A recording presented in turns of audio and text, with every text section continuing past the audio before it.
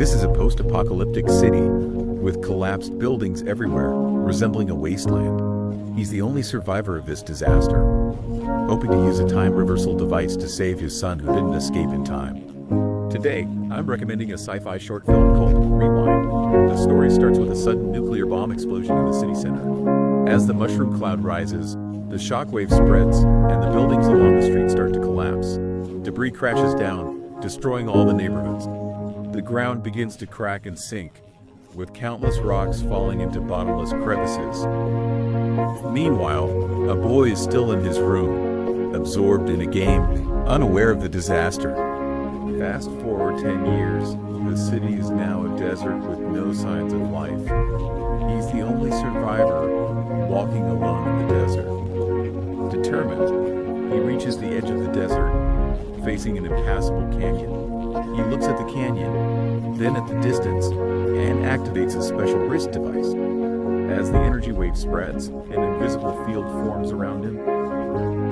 The canyon, affected by this, saw the fallen rocks restored, creating a spectacular landscape of reshaping. As more rubble restored, the Great Rift slowly became flat ground.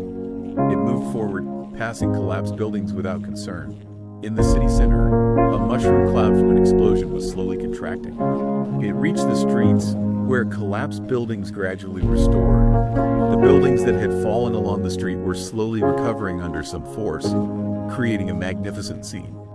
The rubble along the street joined in the restoration, and the distant mushroom cloud blossomed with dazzling light. He seemed used to these scenes. He arrived at a house, paused, and walked inside, familiar with the way. He went upstairs and saw a boy immersed in play. The boy's actions were slowed down. He took off the wrist device. He placed it on the table and came to the boy's side. Suddenly, the wrist device flashed and started a countdown. As it ended, an air raid siren sounded. He hugged the boy, bracing for destruction. By now, everyone should have guessed that the protagonist is the boy's father. A sudden nuke hit this city. In South Korea, those at home were the first to die. Namju survived by not being there.